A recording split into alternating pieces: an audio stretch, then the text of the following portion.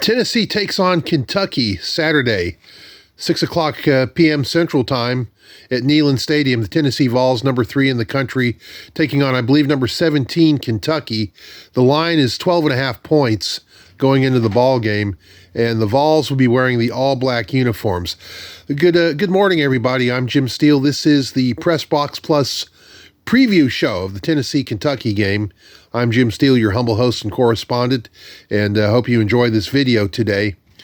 Tennessee has a challenge on its hands. A lot of people seem to think, well, this is going to be another big game for Tennessee. They'll run through the Wildcats, and they very well may. But let me just say this. It's an interesting matchup in that it's the first time since General Neyland and Paul Bear Bryant were coaches that these two teams have met as ranked opponents. Now, in the past, one team or the other may have been ranked, but it's never been where both of them were ranked. It's been a long time. That had to be late 40s or early 50s. Keep in mind, General Neyland stepped down as coach after health problems in 1952 and remained as athletics director until 1962. So this goes back a long way. But Tennessee takes on the Wildcats, who bring a pretty interesting team to the table. It's contrasting styles. Kentucky's one of those teams that wants to grind it out. It's a team that likes to run the football. They've got a pretty good running back in Chris Rodriguez, got a good quarterback in Will Levis, and they've got a decent offensive line. They are one of the slowest moving offenses in the country. They are 131 in the nation when it comes to plays per minute, whatever that means. Tennessee is the 5th fastest team in the country. So that's going to be very interesting.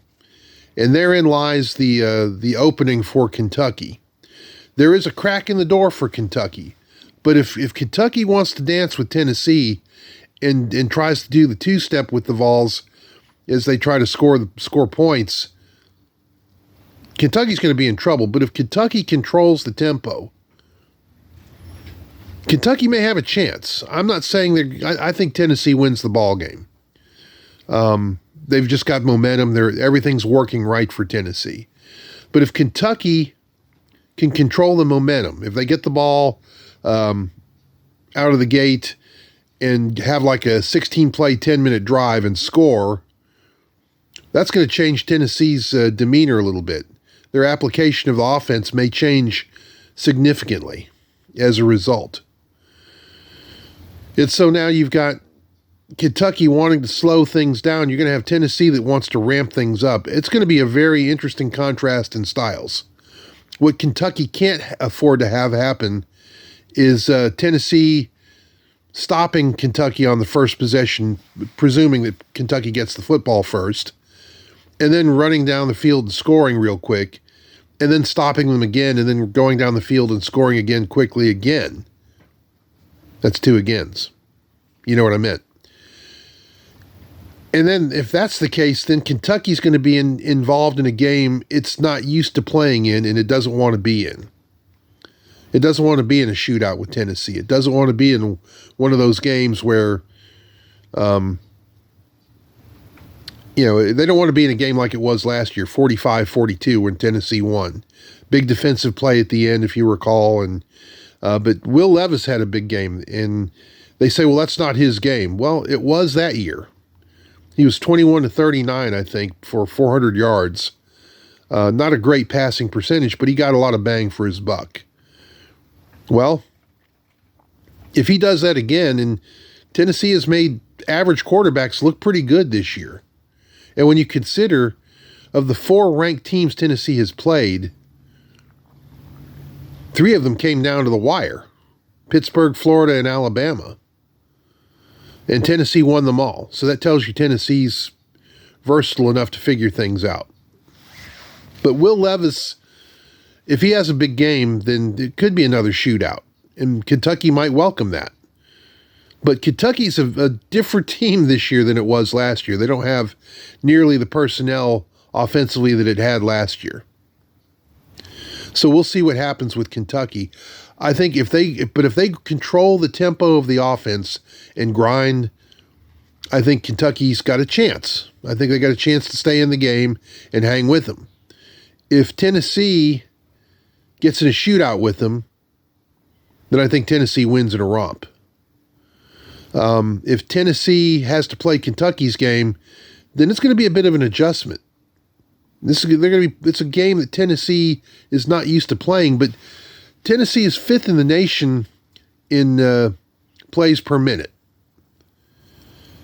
So they go pretty fast, but why aren't they number 1? Well, there's some games where Tennessee has tried to figure out how to run clock. So you've seen Tennessee be very versatile. Sometimes they'll go fast, and sometimes we need to manage clock. Let's melt this thing off and try to protect this lead. And so Tennessee knows how to do that. So if Tennessee wants to get in a grinded out game, I think Tennessee can do that, but it is a game that Tennessee doesn't want to play. So I think Tennessee's going to want to push the tempo a little bit. When you consider Cedric Tillman is back, and I think that's good news in some respects, but then I wonder, is that going to screw up the offensive chemistry? I don't know. He was such a big part of it, and he's been practicing, so I think he'll be okay. His physical presence is going to be, they're certainly going to need it against Georgia, but I'm not worried about Georgia right now. And there was a lot more going on with that ankle injury than was disclosed. He had that tightrope surgery and whatever, but there was a lot more to it than that, and that's why they've held him out for so long. But he'll be a welcome sight back. Jalen McCullough's back on the secondary. He had that was a weird situation where he got charged with felony assault. Guy walked into his apartment. You know, and as I mentioned before, a guy walked into my apartment, and I picked him up and threw him out the front door. He walked into my house is what he did. So he'll be back, and that's going to help. That's going to help the secondary a little bit. I think Tennessee should be a solid favorite in this one. 12.5 is the line. I think Tennessee should cover. If Tennessee can control the tempo, Tennessee certainly will cover. If Kentucky likes to grind it out, then Kentucky will cover. But it's going to be a very interesting ball game, I think. This is a rivalry. Kentucky comes in with a chip on its shoulder because Tennessee went up there and beat a ranked team at Lexington. So Kentucky doesn't like that. But Kentucky's only beaten Tennessee 3 times in the last 37 meetings. So this is a tough assignment for the Wildcats. I'm not saying they can't do it. They certainly can, but it's going to be very, very difficult. Tennessee's going to need to. That's the thing about Tennessee. They can do a lot of different things out of their offense. Tennessee can line up under the center in an I formation and throw the bomb. They can line up in the spread formation and run off tackle. They don't do anything that's really different. They don't do wild formations or weird motions or anything like that. Tennessee, what it does is it just runs regular formations, but you don't know what's going to come off the racket. Could be anything. So get ready. I think Tennessee's got a chance to really make create some problems for Kentucky's defense. And Kentucky's defense, frankly, is not that great. So we'll see. Mark Stoops does a nice job up there at Kentucky, so he'll have his team ready to play. I dare say Josh Heupel will have his team ready to play. But it'll be a lot of fun to watch, that's for sure. These ancient old rivals, they've been at it for a long time. The stakes used to be pretty big in this game. I remember when we moved to Tennessee in 1974, Tennessee-Kentucky winner went to the Liberty Bowl that year. I think in 1939 or something like that. It was way back in those days. Tennessee and Kentucky tied in a snowstorm. But the winner of that game, had Tennessee or Kentucky won, was headed to the Rose Bowl. So this is kind of a high-stakes game, although it's not the big rivalry that it once was.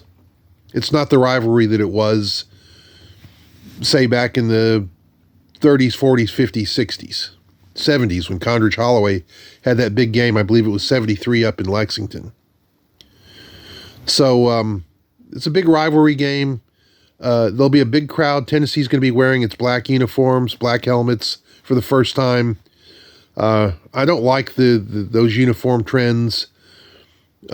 Great teams don't do that, but the players love it. But they love fornicating and smoking pot too. Do we allow that? Anyway, evidently at Texas A&M they do. But that's a story for another time. This will be an interesting game. If Tennessee wins, that'll be 5 ranked opponents. And then if you count Tennessee Martin, which was 14th at the time in FCS, and a lot of people say, well, you can't count them. This will be a significant victory if they can pull this off. And then they got Georgia next. Is this going to be a look-ahead game for Tennessee? That's possible. Tennessee could be walking into an upset trap, but I really don't think so. I don't think Tennessee can afford to do that because Tennessee hasn't had a lot of success over the last few years.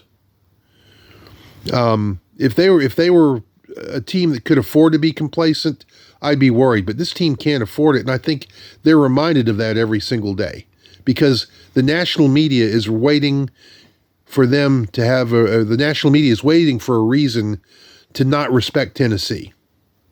Just waiting for it. See, well, we had them at number 3. We gave them a chance. And if they lose to Kentucky, they'll probably drop to 18 or 19. You watch. May not be that drastic, but you watch. So I'm looking forward to it. Tennessee-Kentucky is always a classic battle. It has been. John Ward, I remember in 77, classic Tennessee-Kentucky battle. Of course, Kentucky won at Lexington that day. I think it was 24-17, something like that. After beating them in Knoxville 7-0 in 76. Don't get me started. But this is going to be a fun game to watch, I think. And if Tennessee wins, they go 8-0. And who would have thought that, given what we saw out of this program in January of 2021? All the players leaving in the transfer portal, many of them probably asked to leave. The whole coaching staff scoured. The athletics director, gone. I mean, it was just a whole brand new day at Tennessee. And now here we are watching the Vols go 7-0 with a chance to go 8-0. I still think, I've said 10-2. Now I'm beginning to think Tennessee can beat Georgia if they can take down Kentucky. But we'll see how that plays out. I like Tennessee's chances. I think they'll cover, and we'll see how it goes. So anyway, that's about all I have to say. I think who's my breakout players for Tennessee? I think Omari Thomas should have a big game. And by the same token, I think Jeremy Banks might have a big game, given what they're going to have to do against that run. I think Jalen McCullough is going to come back and say, hey, you know what? I should have been out there the whole time. And I think he's going to make a big statement. Offensively, I think you'll see Cedric Tillman make a couple of big catches, but I think Brew McCoy is going to really step up. So we'll find out if I'm right on Sunday. But I appreciate you checking me out. Appreciate the kind words and comments. You can join me on WRJBradio.com and on 95.9 FM Monday through Thursday. I'll be back on the air November 1st. How about that? The auction ends Friday, ends today. So I'll be back on the air on November 1st. And then you can listen to us on WRJBradio.com if you're outside the area. Or if you've got the TuneIn app, you can punch in WRJB on that. Also, you can read my column in the Carroll County News Leader, Camden Chronicle, and Dresden Enterprise. And again, my show is on, it's the Pressbox. It's on WRJB 95.9 FM in Camden, Tennessee, Monday through Thursday, 4 to 6 Central Time. Appreciate everybody joining me today. Have a great weekend, and we'll be back on here after the game to talk about it. I'm Jim Steele. This has been Pressbox Plus, a supplement video to the Pressbox radio show. Go out, have a great weekend, everybody, and we will talk to you soon.